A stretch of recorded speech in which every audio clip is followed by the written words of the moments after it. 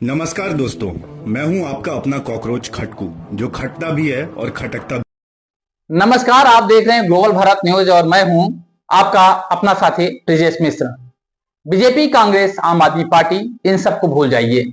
इस वक्त देश की राजनीति में एक नई पॉलिटिकल पावर की एंट्री हुई है, जिसने महज चंद दिनों में सोशल मीडिया पर करोड़ों से ज्यादा फॉलोअर्स का आंकड़ा पार कर लिया। नाम है काकरोच जनता पार्टी, CJP। क्या यह सिर्फ इंटरनेट का कोई मजाक है या इसके पीछे देश के युवाओं का कोई गहरा गुस्सा छिपा हुआ है? आखिर इस पार्टी का सुप्रीम कोर्ट और देश के चीफ जस्टिस से क्या कनेक्शन है? आज के हमारे इस स्पेशल एपिसोड में हम खोलेंगे इस पूरी कहानी का काला चिट्ठा। विवाद की असली जड़ क्या है? सुप्रीम कोर्ट ने ऐसी कौन सी टिप्पणी की? सबसे पहले हम इसी के बारे में बात कर लेते हैं। मामला शुरू होता है 15 मई 2026 को। सुप्रीम कोर्ट में एक सुनवाई के दौरान चीफ जस्टिस सूर्यकांत ने एक ऐसी टिप्पणी की जिसने इंटरनेट पर आग लगा दी। कोर्ट ने कहा कि कुछ युवा काकरोच की तरह होते हैं।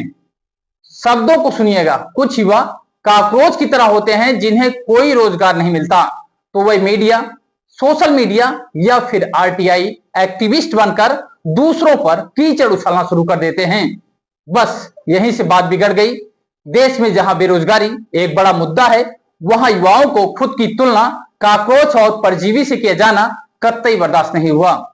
सोशल मीडिया पर युवाओं का गुस्सा ज्वालामुखी की तरह फट गया।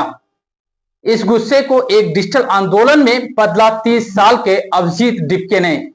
अभिजीत, जो पुणे से पत्रकारिता के छात्र रहे और फिलहाल अमेरिका की बॉस्टन यूनिवर्सिटी से पब्लिक रिलेशंस की पढ़ाई कर रहे हैं, उन्होंने तुरंत इस डिजिटल को नब्ज को पहचाना और 16 मई को जन्म हुआ काकरोच जनता पार्टी का।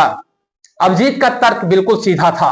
अगर इस सिस्टम हमें काकरोच समझता है तो अब हम इसी पहचान को अपना हथियार बनाएंगे।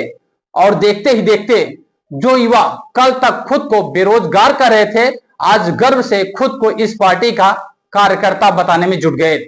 अब बात करेंगे हम पार्टी की योग्यता और मैनिफेस्टो की। सुनने में यह एक मजाक लग सकता है, लेकिन इस पार्टी का जो मैनिफेस्टो यानी घोषणा पत्र जारी हुआ है, उसमें देश के ज्वलंत मुद्दों पर सीधी चोट की गई है। सबसे दिलचस्प है इस पार्टी की मेंबरशिप क्राइटेरिया। यदि आप CJP में शामिल होना चाहते हैं तो आपको इन योग्यताओं पर खरा उतरना पड़ेगा।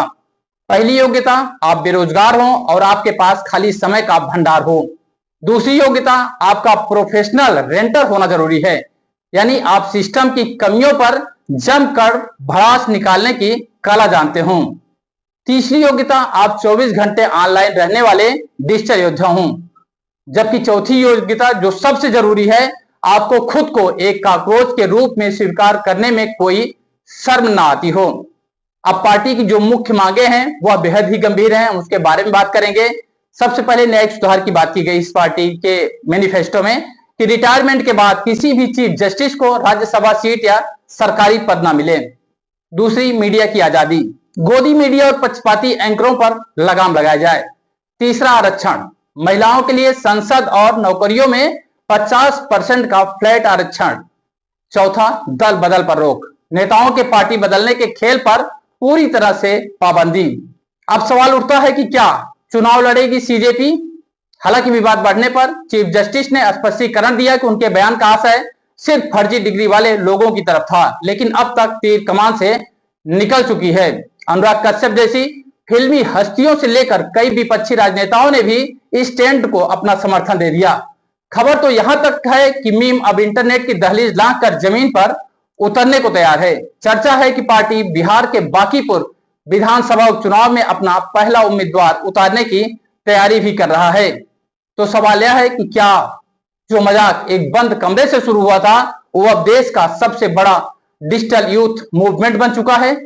क्या आपको लगता है कि विरोध दर्ज कराने का यह नया तरीका सही है? क्या आप भी काकरोच जनता पार्टी के समर्थन हैं? अपनी राय हमें कमेंट बॉक्स में जरूर बताएं। इस खबर को ज्यादा से ज्यादा शेयर करें और देश की हर बड़ी हलचल के लिए बने रहिए ग्लोबल भारत न्यूज के साथ। देखते रहिए खबर दमदार। धन्यवाद।